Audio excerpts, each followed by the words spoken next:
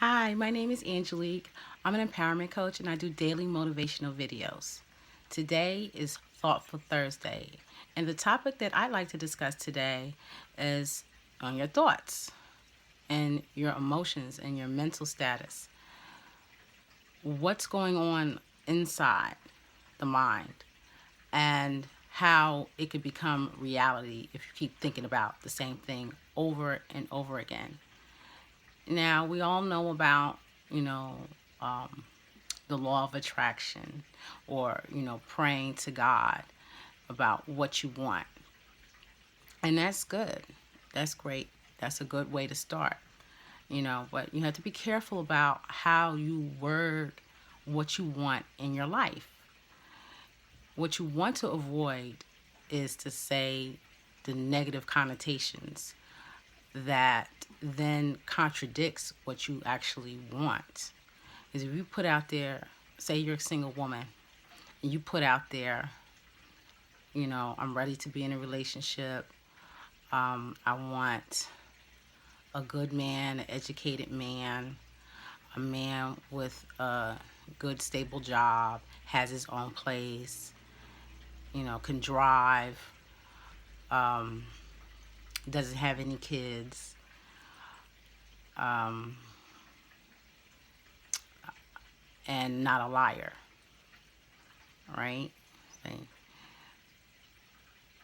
When you put that part about what you don't want into what you really want to attract into your life, you're going to get those parts that you don't want. And you might not see it at first. It's going to slide its way into your life in a slick way. Because the universe is tricky like that, you know. And God tries to deliver what you want, but you were not that specific. You said what you don't want. And that's what you put out there to him. So you got what you asked for, really. So for example, down the line, this woman has, prayed or put her thoughts out there to the universe, her request out to the universe, saying the type of man that she wants with all those qualities that I stated previously, including the parts that she said she didn't want, right? So a couple months go by and she eventually meets a man. He's, good looking. He's not as handsome as she would want, in her life, someone that she would want in her life. But, he's still appealing, charming, seems to speak well, has a job. He tells her that, like, he's either a supervisor or manager of, a store or a corporation, right? He claims to not have any children, is not in a relationship with anybody. Um, he's educated. He's already has an associate's degree in the process of working on completing his bachelor's degree. Claims to have his own place, you know. And so she starts dating him, right? And things seem good, but a couple months in, she starts to see some things that aren't, that she questions, you know, did I make the right choice to start dating this person or commit myself to this person? Um, she starts to see or hear white lies from him. You know, he might have, in the beginning, he told her, say she's 40 years old, and he's a few years younger than her. And he told her that he was 36. And she was willing to work with someone a few years younger than her. Her limit, say her cutoff limit was 5 years younger than her. So he said he was 36. So somehow, they having a conversation, he comes out and says that he's 30. Whoa, hold up. I've been dating you for X amount of months now. You told me that you were 36. Now you're telling me that you're 30? You know? So right there, You have the age that she didn't want, and now she done caught him in a lie. And he's, trying to gaslight her. And, either change the subject or be like, oh, well, we've been together, does age really matter? I've been treating you well and blah, blah, blah. Things have been going well between us. So if she lets that slide, but then other things start to happen. She notices he never spends the night with her at her place and never invites her over to spend the night at his place. And although he claims he has his own apartment, his roommate, is a female. And he said that this female is actually his, we'll just say, his cousin, right? But you've never met this female, right? This so-called cousin, right? And, more time goes by and, certain things start to show that, doesn't add up. The woman he introduced you to as his mother is not really his biological mother, was, maybe a foster mother or someone that took him in. The person that he introduced to you as his brother, again, is not his biological brother, is this woman's son, her biological son. They just took him in or fostered him or something like that. And then when you question him, or when she questions him about it, he gets all defensive and tries to say, I didn't tell you that. And you'd be like, no, when I first met you and we were together somewhere and she came around, you introduced her to me as your mother. Oh, well, she helped raise me. I left home and she took me in, so she is like my mother, blah, blah, blah. So where's your real mother? Okay? And, oh, I have no relationship with my real mother. I don't speak to that side of the family. They're around, but I don't interact with them. This is my family. This is who I claim as my family. And again, she lets that slide, right? So here's another lie going further into the relationship. Again, more of what she doesn't want. So I'm going to fast forward a couple more years. And then she finally had enough because so many things have happened. She's caught him in several lies. And the relationship is just not panning out to be what she wanted in her life. After she ends the relationship, more stuff comes out. People start coming up to her that know her, and they also know other people that he knows, either other family members, friends, former co-workers, people from the neighborhood, whatever. And they start telling her more things that she didn't know about that was going on during their relationship. So this is the universe sending her more information about, this is, you asked for this type of person, and then you chose to continue. Once we showed you the red flags about this person, you continue to date this person.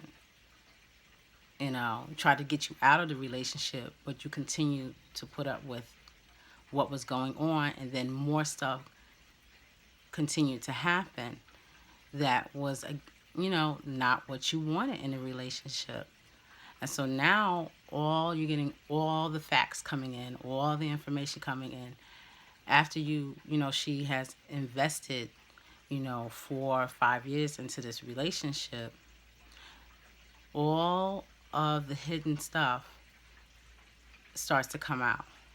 And it starts to, validate some of her thoughts, things that she was questioning from the very beginning. Well, you have the answers right there. She had the answers right there in front of her, but she refused to acknowledge them. That's, again, going back on intuition that I talked about yesterday in Wisdom Wednesday. Trust your gut instinct. When you feel something is off or something is not right, or people are showing you signs that, they are dishonest, You're constantly catching them in lies, or just the situation just doesn't seem right. You ask them a question, and they either change the subject or they get upset with you. Like that's a problem for you to want to know the truth about something going on in their life or something that they told you, especially when it comes to someone's real age, their employment status, where they live and who they live with. Those are important things. Their relatives, if they introduce this one person to you as their mother or brother or whatever, and then come to find out these people are not really related to them. you know they're close to them like real family members, but they're not. And then you find out that they are still in contact with their family that they left or had to be removed from as a child. um, he said he didn't have any kids. Couldn't find out from someone else after you've broken up with him for a couple of years. Someone else says, no, I know him. I know his family, and he does have a kid. You know, what? You know, all this stuff starts to come out. But you have to be careful what you put out there in the universe.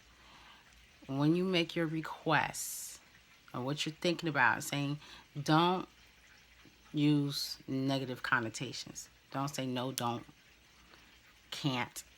Don't say negative connotations, because whatever you say after that is what you're going to get.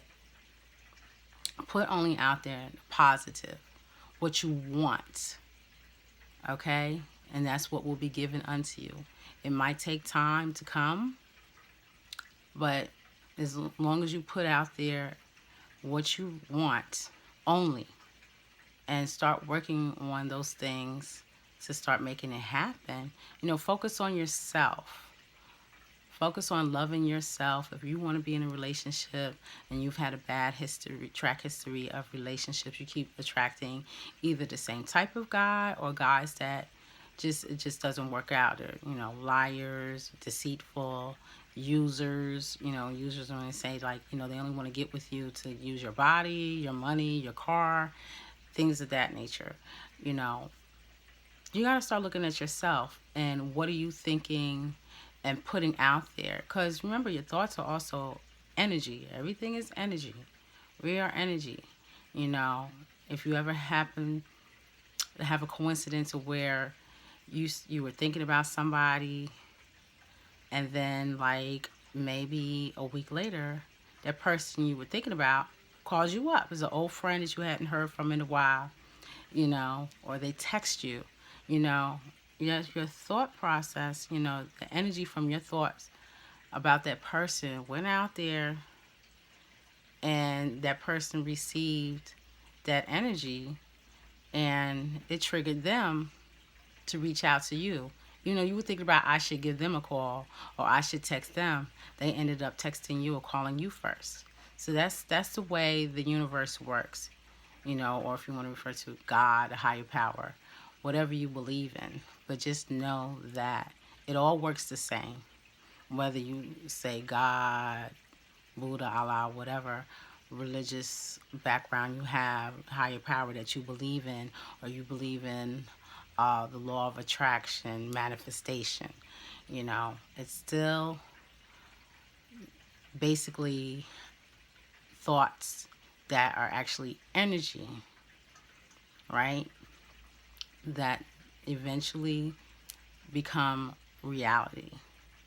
That's all that it is, So, again,